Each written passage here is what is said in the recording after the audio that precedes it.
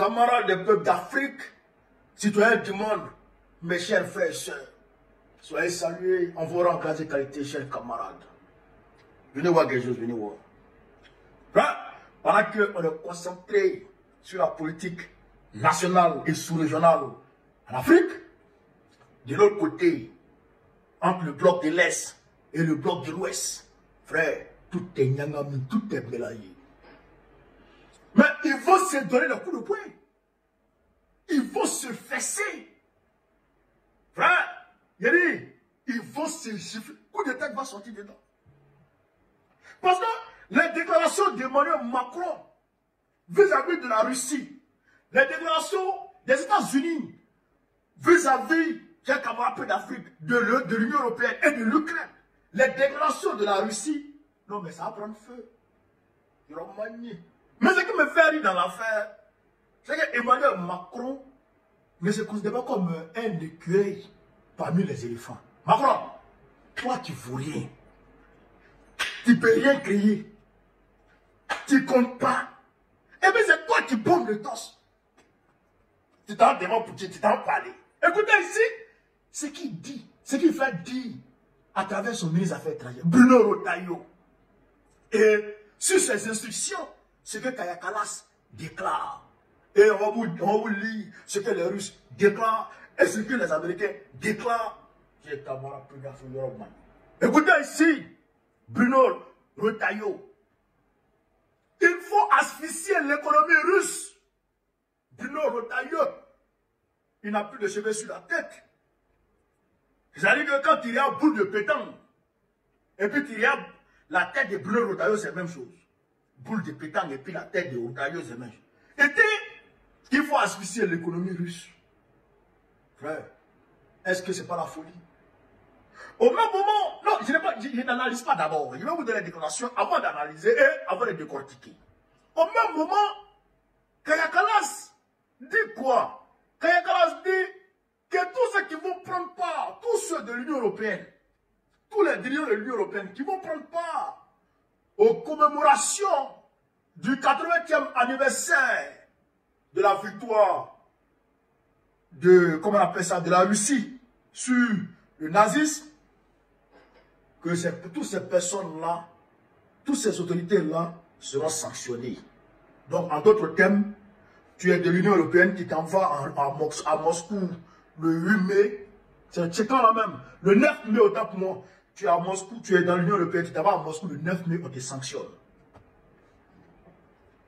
Or que, il y a des pays de l'Union européenne qui faisaient partie, plusieurs pays de l'Union européenne, qui faisaient partie, c'est qu'on appelle l'Afrique, de l'Union soviétique, et qui ont gagné ensemble, dont les grands-parents ont combattu les Allemands et ils ont gagné la guerre. Donc c'est cette commémoration qui s'en va se tenir. Donc ils disent, Kaja Kallas dit qu'il ne faut pas les gens en partir. Ça, c'est pas dictature, ça. C'est pas dictature. Macron est en train de faire sur les gens, sur le papa des gens. Là. Alors, il y a des déclarations qui ont suivi, bien entendu. Il y a des présidents qui ont dit jamais, ils ne sont pas prêts. Mais, c'est pas resté comme ça. Sergueï Lavrov a apporté une petite réponse. On va ici lire ça. Qu'a dit Sergueï Lavrov? Chers camarades, peut l'avoir écouté ici. Sergueï Lavrov dit, le président Macron crie que les Russes sont obligés de respecter la charte de l'ONU et le droit international. Mais, ne se souvient jamais que, contrairement aux résolutions de l'Assemblée générale de l'ONU et à la volonté des habitants de certains territoires africains, les Français conservent des morceaux de ces territoires. Parce que tout est parti des frappes russes dimanche dernier sur la ville de Soumy. Poutine, les Russes ont frappé la ville de Soumy comme jamais. Ils ont bombardé la ville de Soumy. Donc il y a eu, frère, c'était les bombardements poids. Donc, ce qui a fait que Macron, il a commencé à faire ces déclarations bizarres. Vous comprenez ça? Donc, mais tous les présidents ne sont pas bêtes. Le premier ministre slovaque, Robert Fico, il dit, personne ne m'empêchera d'aller à Moscou le 9 mai. le président slovaque, alors qu'il fait partie de l'Union européenne. Et une personne ne l'empêchera, lui, d'aller à Moscou le 9 mai. Vous comprenez ça? Donc, Macron et l'Union européenne, ils ont pris cette affaire de soumis, les frappes russes là, et puis ils ont déposé ça devant Trump.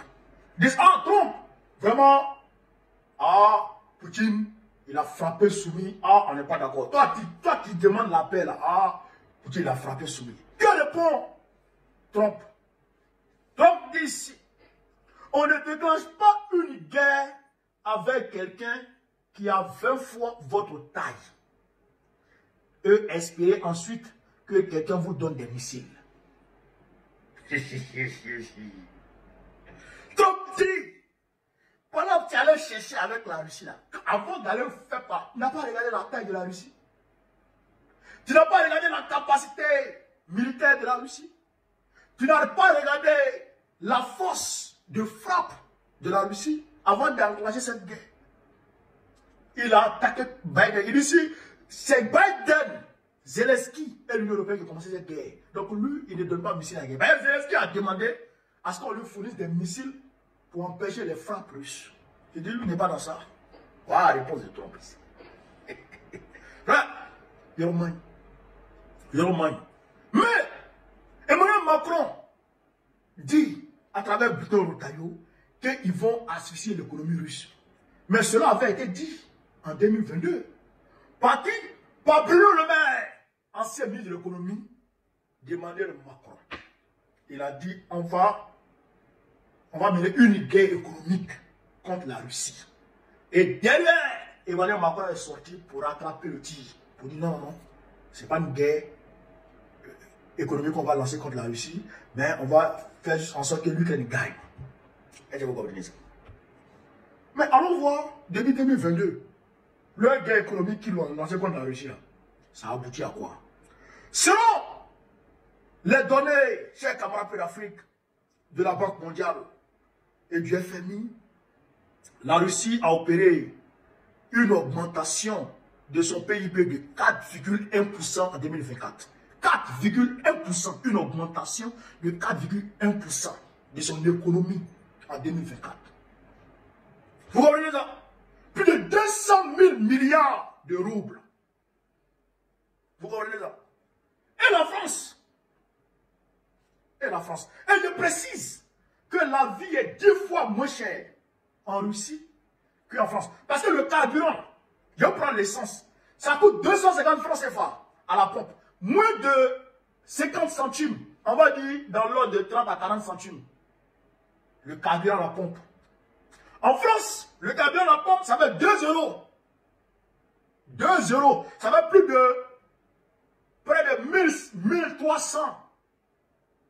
1300 à 1400. Le prix du carburant en France. L'économie française, le PIB français a connu une augmentation selon, écoutez bien, selon le média Le Monde, selon le média Le Monde, une augmentation de 1,1%. 1,1%. Et puis ça même déjà c'est inextrémiste. 1,1%. Ils ont atteint 1,1% à peine. Et la Russie qui est 4,1%. Qui a mené guerre contre qui? Qui a mené guerre contre qui? Qui a gagné la guerre? L'électricité a augmenté en France de 10% en été 2023. De 10%. Il va augmenter encore en 2026 de 20%. L'électricité de 20%. Au même moment, frère, le Premier ministre français, François Bayrou, pleure. Il dit qu'ils ont besoin de 40 millions. 40 milliards d'euros. Ils ont besoin de 40 milliards d'euros d'économie aujourd'hui. Ils ont besoin de ça. Ils ont besoin de ça aujourd'hui.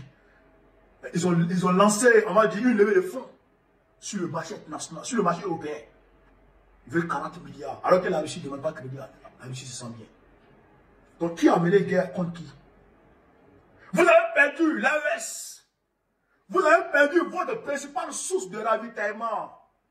en uranium pour vos centrales. C'est pourquoi on coupe courant en France comme si on était au village qui n'est pas là-bas, à Diamadoké, ou bien chez un camarade peu d'Afrique, dans un couloir, coco. Yo man, chez un camarade peu d'Afrique. Yo man.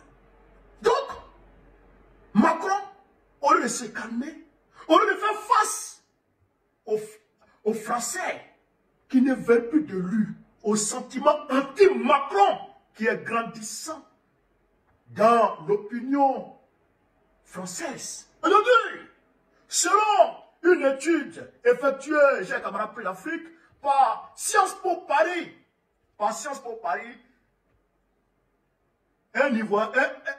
Français sur 4 soutient Macron.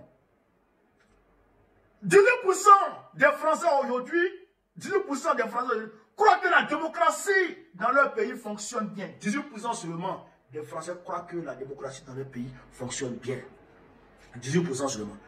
C'est-à-dire qu'aujourd'hui, si Emmanuel Macron décide d'aller aux élections, ils vont le frapper. Mais vous-même, vous avez vu, aux élections législatives anticipées, il a été frappé, il a été 3e. Son parti a été 3e. Après, la gauche, oui, le Front populaire, le nouveau Front populaire, qui a englobé toute la gauche. Après eux, Marine Le Pen est venue, le RN, la droite qui a pris une partie de la droite aussi. Après eux, maintenant Macron il est venu en 3e position. 3e position. Après les désistements, parce qu'il y a des zones où les gens ont désisté. C'est-à-dire que les gens de la gauche ont désisté pour laisser les candidats de Macron avancer. S'il n'y avait pas de désistement et qu'on partait colo, que tout le monde partait. Frère, je dis bien, ça c'était au 2e tour, il y a eu les désistements. Si tout le monde partait au 2e tour, comme tout le monde est parti au 1er tour, le RN était capable de sortir en tête. Mais ils ont fait un bloc contre le RN. Mais même dans ce bloc, Macron était 3e. Or qu'en 2022, tout près là, il était 1er. Même si il n'avait pas la majorité absolue, mais quand même il était 1er. Mais du jour au lendemain, il a dégringolé. À cause de quoi? À cause de la grève, des manifestations contre l'augmentation de l'âge de la retraite qu'il a fait passer à coup de 49.3. Le Français dit, mais ce gars il est fou. Tout le monde dit, on ne veut pas augmentation de l'âge de la retraite. Tu es venu augmenter sa force. Pourquoi?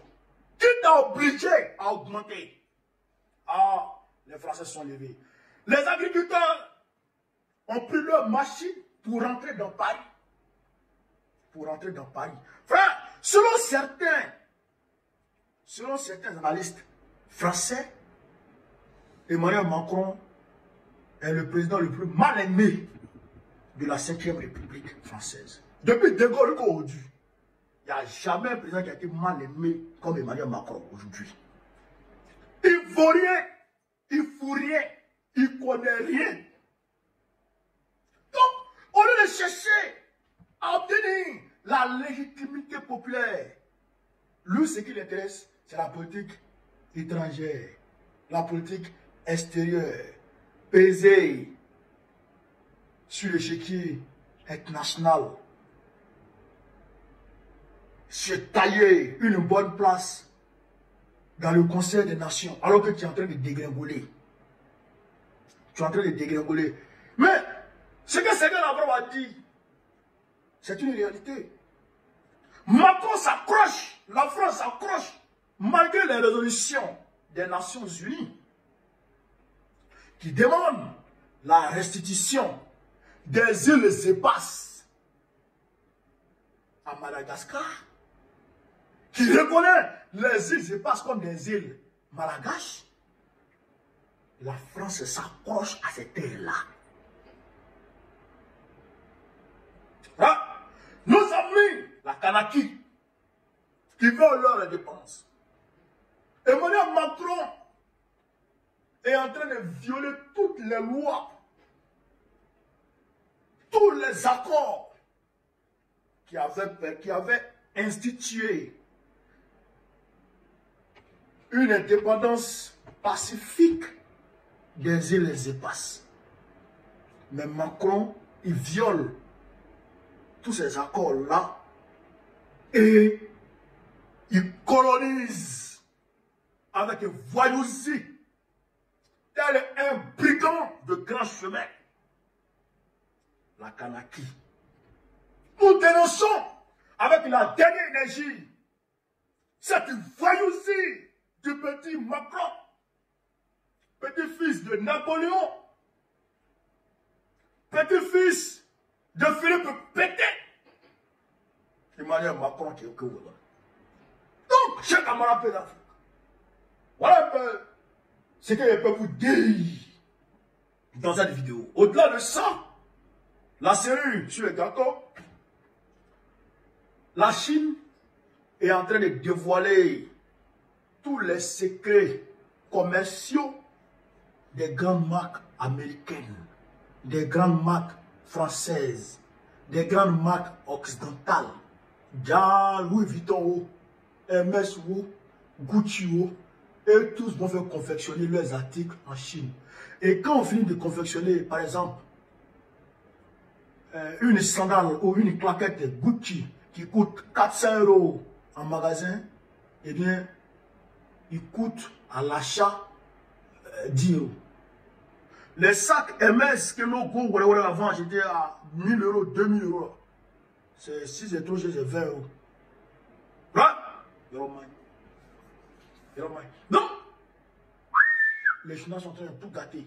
À cause de quoi? À cause des taxes douanières de Trump. Donc, Trump est obligé maintenant de mettre par la terre. La Chine, là. La Chine et puis les États-Unis ne peuvent pas faire palabre.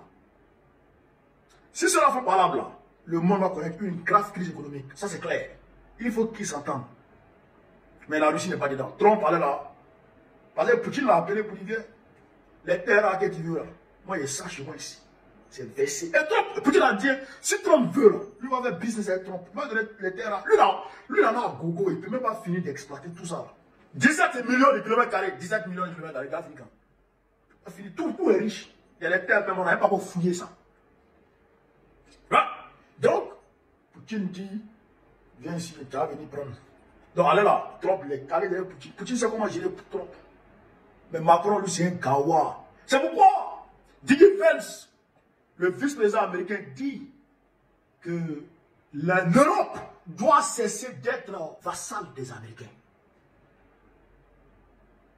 Vous comprenez ça? L'Union européenne doit cesser d'être vassal des Américains. Ça, c'est Didier Vance qui dit ça.